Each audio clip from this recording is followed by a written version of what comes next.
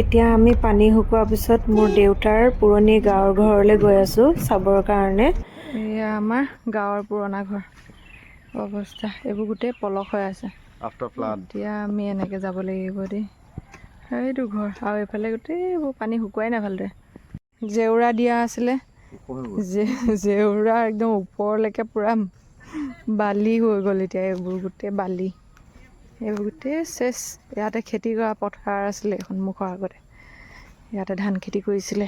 এইবোৰ গোটেই পলস আৰু নদীৰ বালিয়ে গোটেই পুতি পেলালে এনেকৈ অৱস্থা। এইয়া কৰি পেলালে দেই। ইয়াতে এটা ভঁৰাল আছিলে, ভঁৰালটোকো ভাঙি পেলালে। চুনা চুনা চুনা বাচ গয়া। গৰু কঠোৱা হ'ল। বল বল বল। এইখন দিখৌ নদী আৰু এইটো আমাৰ পুৰণা ঘৰটো। এইটো আমাৰ পুৰণা ঘৰ। এইটো ইয়াতে এটা ঘৰ আছিলে, এইখিনিতে ঘৰটো ভাঙি চেচ কৰি পেলালে। আৰু এইখিনিতে আমাৰ ভঁৰালটো আছিলে, ভঁৰালটো উটুৱাই নি একদম সেই তাত পেলালেগৈ। সেইটো ঘৰ কি অৱস্থা হৈছিলে তেতিয়াহ'লে ভাবকচোন বাৰু। দিখৌ নৈখনৰ যি সোঁত, আৰু এইটো মানে আমাৰ টাৰ্ণিং, তো এনেকুৱা জোৰে সোঁতত আহিছে মানে, সেইকাৰণে চব চেচ হৈ গৈছে এইখিনি। এতিয়া ইমান শান্তকৈ আছে দেখিছে।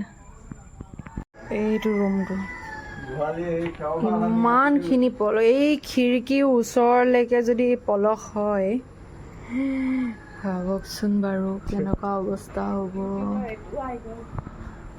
এইটো আলমিৰা, আইঅ এইখিনি অঁতৰাওঁতে যে চেচ হ'ব আৰু দেই।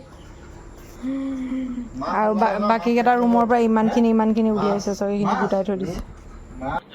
আমি এতিয়া তাৰে পৰা ওলাই আহিলোঁ। আহোঁতে আকাশখনলৈ চাইছোঁ, কিমান ধুনীয়া লাগিছে হয়নে আকাশখন। আৰু যেন ইয়াতে কিবা এটা যেন বনি আছে তেনেকুৱা লাগিছে নে। এয়া চাওক ওচৰৰ পৰা, কি হয় বাৰু এয়া।